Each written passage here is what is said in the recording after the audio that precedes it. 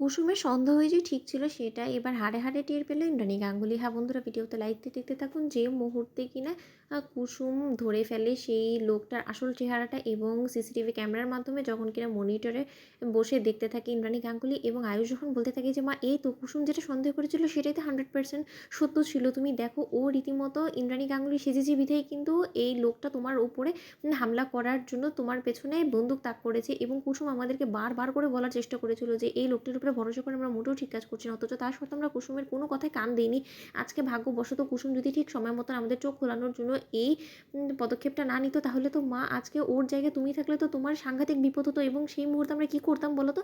ঠিক সেই মুহূর্তেই যখন কিনা ইন্দ্রাণী গাঙ্গুলি বলতে থাকে যে আয়ুষ এখনই সমস্তটা বুঝে গেলে হবে না, আমাদেরকে দেখতে হবে যে ওর আসলে মূলত উদ্দেশ্যটা ঠিক কী।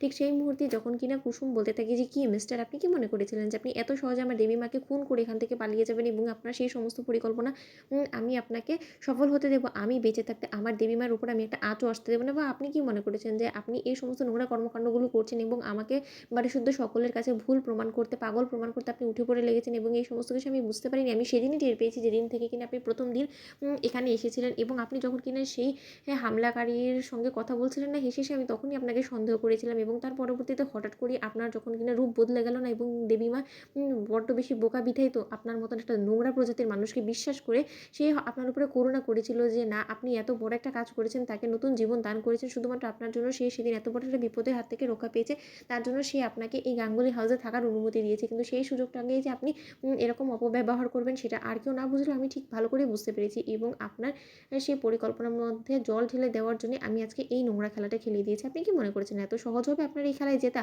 ঠিক সেই মুহূর্তেই সেই ছেলেটা যখন কিনা বলতে থাকে যে তুমি কি মনে করেছো যে তুমি আমাকে কাজে বারবার করে ব্যাঘাত ঘটাবে এবং আমি তোমাকে সেটা করতে দেবো? সেই প্রথম দিন থেকে তুমি যখন কিনা আয়ুষকে বারবার করে বোঝানোর চেষ্টা করছিলে না যে না, আমি মোটেও ভালো ছেলে নয় এবং আমি রীতিমতো গাঙ্গুলি পরিবারের ক্ষতি করার জন্য এখানে এসেছি, সেই সমস্ত কিছু জেনেও কিন্তু বারবার করে আমি তোমাকে আয়ুষের চোখে ভুল প্রমাণ করেছি এবং আজও সেটাই হবে। কেউ তোমার কোনো কথাই বিশ্বাস করবে না কুসুম, তার কারণ একটাই, যে এই বাড়িতে এই মুহূর্তে কেউ নেই এবং তুমি যতই চিৎকার চেঁচামেচি করো না কেন কেউ তোমার কথায় আসলে পরে বিশ্বাস করবে না। কারণ আমি সমস্ত লোকেদের সামনে এমনই এক ভালো মানুষের মুখোশ পরে থাকবো যাতে করে কিনা তারা কোনো মতে এটা না জানতে পারে যে আমি তাদের বাড়িতে থেকে তাদেরই ক্ষতি করার চেষ্টা করছি। ঠিক সেই মুহূর্তে ইন্দ্রাণী গাঙ্গুলি যখন কিনা বলতে থাকি যে হায় ভগবান, এর উপরে আমি অন্ধবিশ্বাস করে কত বড় একটা ভুল কাজ করেছি। আজ আমি হাড়ে হাড়ে টের পাচ্ছি যে আমি যে কত বড় একটা ভুল কাজ করেছি। এই রকম একজন মানুষকে বিশ্বাস করে আমি বড্ড বেশি তাড়াতাড়ি করে মানুষের উপরে বিশ্বাস করে ফেলি এবং এটাই যে আমার জন্য কাল হয়ে দাঁড়ায়। আজকে এরা আমার উপর অ্যাটাক করতে তাতে আমার কোনো কিছু যায় আসে না, কিন্তু আমার পরিবারের ক্ষতি করার চেষ্টা করছে। এবং সেই লোকটাকে আমি চিনতে পারলাম না। রাজ, আমি এত মানুষ চিনতে কী করে ভুল করতে পারি বলো তো আমাকে? কেনই বা আমি সবসময় এরকমটা করি? আমাকে বলে দাও তো বন্ধুরা। লাইক, কমেন্ট, শেয়ার করো, সাবস্ক্রাইব করো।